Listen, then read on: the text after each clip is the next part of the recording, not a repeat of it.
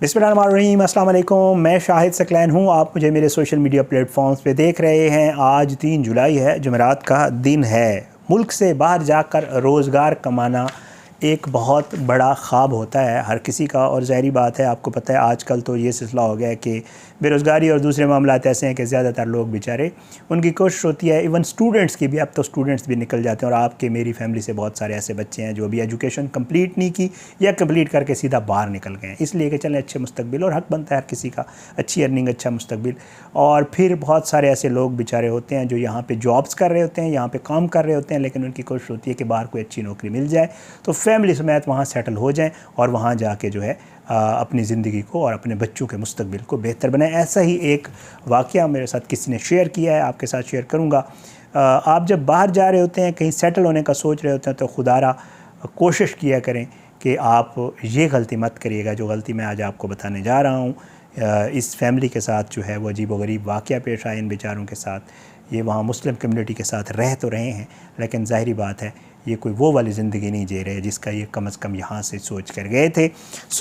ये सबक है उन लोगों के लिए जो बाहर जाने का सोच रहे हैं या जो उन वीज़ों की तलाश में होते हैं। जैसे लोग कह रहे होते हैं कि हमें को वीज़ा मिल जाए, जितने भी पैसे लग जाए, और हमें फैमिली के साथ सेटल हो जाएँ, कुछ अर्सा रहेंगे, उसके बाद वहाँ की शहरियत मिल जाएगी और ज़िंदगी बहुत खूबसूरत हो जाएगी। तो ऐसे भी वाक़यात होते हैं। आपके साथ ये वाक़या और इस फैमिली का अहवाल जो है वो शेयर करने का एक मकसद है, और वो मकसद यही है कि ज़रूर जाएँ, लेकिन सब कुछ यहाँ से ओके करके जाएं। ऐसा ना हो वहाँ जाके आपको परेशानी का सामना हो। आपके सामने रख देता हूँ जी, कश्मीर, मीरपुर से ताल्लुक़ फैमिली, मियाँ बीवी, 2 बच्चे। इन बेचारों का भी यही हाल था। यहाँ पे अच्छी थी लाइफ, ख़ुद जॉब कर रहा था, वाइफ टीचर थी, घर गाड़ी सब कुछ मौजूद था, 2 प्यारे प्यारे बच्चे भी थे। लेकिन जैसे होता है ना, साढ़े मीरपुर वाले जो है ना, हमारे ये कश्मीर वाले बहुत ज़्यादा कहते हैं कि आप वहाँ यूके जाएँ तो मीरपुर जो है, मीरपुरी है बहुत ज़्यादा है वहाँ पे। तो ज़ाहिर है फिर बंदा अपने आसपास भी देखता है, बहुत सारे लोग बाहर सेटल हो चुके होते हैं फैमिली में भी। तो इन बेचारों की भी कोशिश थी कि हमें भी अगर कोई ऐसा सिलसिला मिल जाए, हमें भी कोई ऐसा मौका मिले तो हम ज़रूर वहाँ जाएँ।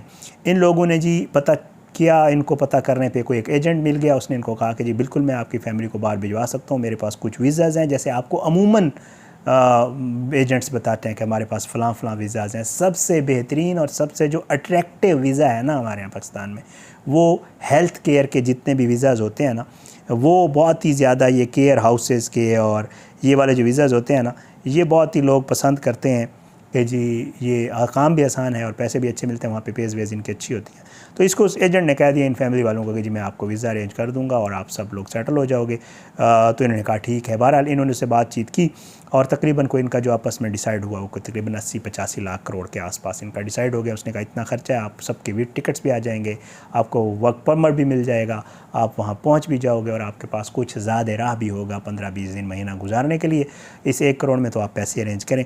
इन बेचारों के पास और क्या था, वही अपनी जो जमा पूंजी, जो पैसे, घर बार जो कुछ भी था, इन्होंने सोचा, इसने वाइफ से मशवरा किया। वो बेचारी भी ज़ाहिर है बच्चों के लिए उन्होंने कहा कि चले जाएँ, और फैमिली वालों के साथ इन्होंने मशवरा किया। उन्होंने कहा ठीक है जी आप चेक करें और आप चले जाएँ। इन्होंने घर गाड़ी वगैरह जो कुछ छोटी मोटी प्रॉपर्टी थी वो बेची, और उसके बाद ये भाई रवाना हो गए यूके। उसने इनको एजेंट ने भेज दिया, भेज तो देते हैं ज़ाहिर बात है। अब इनके पास जो था वो आपको, जैसे मैं आपके बता चुका हूँ कि इनके पास जो है ये जो केयर सेंटर्स के या हेल्थ केयर वाले वीज़ाज़ होते हैं, वो उसने जो है इनको दे दिया कि जी आप फ़लाँ केयर सेंटर जाएंगे और आपका ये वीज़ा है। इन बेचारों ने यही सोचा कि जी 5 साल वहाँ पे वर्क परमिट मिल गया है 5 साल का, 5 साल के बाद ये लोग ILR और फिर उसके बाद नेशनलिटी मिल जाएगी, पासपोर्ट मिल जाएगा, बस फिर तो लाइफ बन जाएगी, लाइफ सेट हो जाएगी, यही सोचा इन्होंने। बहरहाल जी ये वहाँ पे पहुँच गए। जब पहुँच गए तो खुशी बरज़ा पहुँच गए। वहाँ पहुँचने के बाद इन्होंने अपनी रिहाइश वगैरह का अरेंज करना था। कोई कहते हैं कि जी हफ़्ता एक इनको लगा, इन्होंने रिहाइश वगैरह वहाँ पे अरेंज की, और उसके बाद ज़ाहिर काम काज भी तो करना था ना, वहाँ जाके रहना था। तो इन्होंने जनाब वहाँ पे जिस केयर होम का इनके पास परमिट था, वहाँ इस शख्स ने वहाँ जाके विज़िट किया। उसको विज़िट जब किया तो वो केयर होम जो है वो बंद था। इसने वहाँ पे घूमा फिरा, इधर उधर देखा, लोगों से पूछा, चेक चुक किया, तो लोगों ने कहा कि जी इसको तो तकरीबन इसके यहाँ पे वाकई था कि केयर होम, लेकिन इसको तो बंद हुए जो है वो तकरीबन 2-3 माह हो गए हैं। ये तो यहाँ पे ये अब नहीं है मौजूद, और ये तो वाइंड अप कर गए हैं, छुट्टी हो गई है इनकी, और इसकी कोई और ब्रांच इधर उधर मौजूद नहीं है। इसने उधर पता शता किया इसके तो ज़मीन निकल गई पाँव के नीचे से, जमा पूंजी इधर दे गया था एजेंट को, केयर होम आगे था नहीं, आपको पता है। फिर ये भी पॉसिबल नहीं होता ना कि आप वो वाला वर्क परमिट कहीं चेंज करवाएं किसी दूसरे काम में, तो इसके लिए तो बड़ी परेशानी का बायस बन गया। ये बेचारा वहाँ पे, अब ज़ाहिर है इसके पास जो पैसे पूछे थे वो भी इसने थोड़े बहुत बचा लिए, बाकी खर्च के लिए इनका गुजारा वहाँ पे बड़ा मुश्किल हो गया। ज़ाहिर है एक अच्छी आप यहाँ लाइफ गुजार, अल्लाह का शुक्र है। मैं अक्सर कहता रहता हूँ अपने मुल्क में अगर आपके पास थोड़ा बेहतर मामला है ना तो फिर मत बाहर मत ही जाएँ। बाहर आप जितने भी अच्छे हो आप थर्ड उसमें होते हैं, मतलब थर्ड क्लास कैटेगरी में होते हैं। आप उस मुल्क के शहरी तो होते नहीं हैं, आपको वहाँ पे वो मामला तो नहीं होते जो वहाँ आपकी नेशनलिटी मिलने के बाद होते हैं। तो बहरहाल जी बेचारे परेशानी में आ गए। अब जो जमा पूंजी थी वो भी खर्च होने लग गई। तो इनको किसी ने गाइड किया कि यार आप ऐसे करें, आप जो है पाकिस्तानी कम्युनिटी बर्मिंघम, ये बर्मिंघम गए थे, मैंने शायद आपको बताया या नहीं बताया। बर्मिंघम में पाकिस्तानी बहुत बड़ी कम्युनिटी रहती है वहाँ पे ना, और हेल्पफुल भी हैं, एक दूसरे की बड़ी हेल्प करते हैं। तो ये बेचारा जो है जैसे मस्जिद में नमाज़ पढ़ने जाते हैं, मस्जिद नमाज़ पढ़ने जाता था तो वहाँ पे कम्युनिटी के लोगों से भी जिक्र करता था कि यार मेरे साथ तो फ्रॉड हो गया है। अब मैं वो जो पाकिस्तान में एजेंट था उसको कॉल कर रहा हूँ, मेरा नंबर ही नहीं ले रहा, उसने तो सिम ही बंद कर दिया, तो उसने तो वैसे कमा लिए जो कमाने थे इससे। तो बहरहाल जी उस पर वहाँ पे बताया ये गया है कि जी इसको उस कम्युनिटी में ना मस्जिद में जो लोग शोग आते थे उन्होंने कहा कि यार तो पॉसिबल नहीं है, अब तुम्हारे पास तो जिस चीज़ का परमिट है तो तुम्हारे पास में जॉब मिल नहीं सकती, अब क्या करें। बहरहाल वहाँ पे जो सबसे आसान, और जब सबसे आसान तो मैं नहीं कह सकता लेकिन समझ लें कि गुजारा करने के लिए जो लोग करते हैं वो ये होता है कि आप कैश इन हैंड जो जॉब्स हैं, छुप के जो जॉब्स इलीगली की जाती हैं वो लोग करते हैं, स्टूडेंट्स भी करते हैं और लोग भी करते हैं। इसके पास एक ऑप्शन ये बच गया गुज़र बसर करने के लिए कि ये कोई कैश इन हैंड जॉब करे, छुप कर करे, इलीगली करे। तो एक वहाँ पे जो है इसको किसी ने रेफ़र किया कि यार वहाँ पे एक शॉप है, होटल टाइप का है, वहाँ पे अगर आप जाएं तो वहाँ आपको कैश इन हैंड जॉब मिलेगी। और ये भी आपको पता है कि जब आप इलीगल होते हैं तो फिर आपका जो वेज होता है वो हाफ़ हो जाता है। अगर वैसे जो नॉर्मल अगर वहाँ पे वेज पर आवर 12 पाउंड है, 10 पाउंड है, 11 पाउंड है, तो वो आपको 5-6 पाउंड मिलता है। वहाँ पे इस्तेसाल तो हर जगह है, आपको पता है। उनको भी पता इलीगल है, इसको तो हमने वैसे देना नहीं है अकाउंट में, तो ज़ाहिर है वो भी अपने हिसाब से। बहरहाल जी ओनर के साथ इसकी बातचीत हो गई और उसने इसको 5-6 पाउंड पे जो भी था पर आवर उसने रख लिया। ये काम करने लग गए। इसके आसपास और भी इलीगल बंगाली शंगाली वो भी काम कर रहे थे।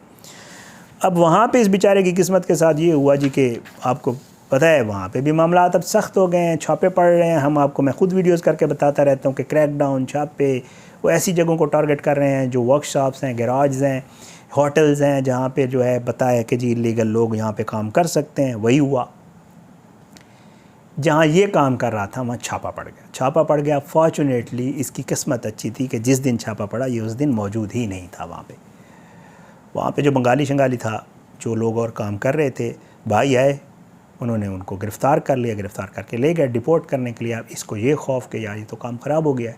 अब ये दूसरे दिन जब नौकरी पे गया तो जो ओनर था वो ऑलरेडी उसके लिए परेशानी बनी हुई थी, क्योंकि ओनर्स पे भी जहाँ पे जो काम का जो वर्कशॉप्स, गैराज वाले और होटल्स वाले होते हैं उनको भी खिलाफ भी कार्रवाई होती है, उसको भी कार्रवाई का सामना था।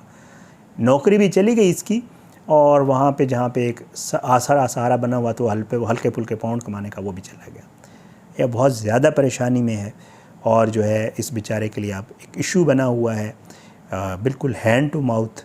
और ये अब इंतज़ार कर रहे हैं कि अल्लाह को बेहतरी का सबब बनाए, कहीं कोई और कुछ मिल जाए या ऐसा कोई काम मिल जाए जिससे घर ये वापस आ नहीं सकते। सब बेच बाच गए थे यहाँ से, तो कह के गए थे हम यूके जा रहे हैं। अब इन लोगों के लिए ये लोग बेचारे वहाँ पे बिल्कुल फंस के रह गए हैं।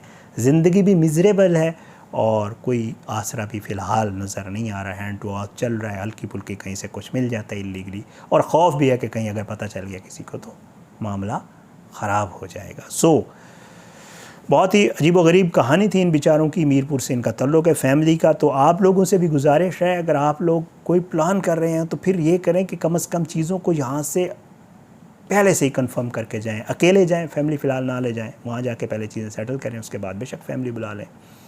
तो एहतियात किया करें, ज़रूर जाएं लेकिन बहुत एहतियात के साथ चीज़ों को पहले करके जाएं। अल्लाह हम सबको अपनी ज़ुबान में रखे, इनके लिए अल्लाह आसानियाँ करे, दुआ किया करें। और ऐसी भी कोई ख़बर, कोई चीज़ मेरी कोशिश होती है, मैं बात ज़रूर करता हूँ, आप लोग ज़रूर भेजा करें मुझे।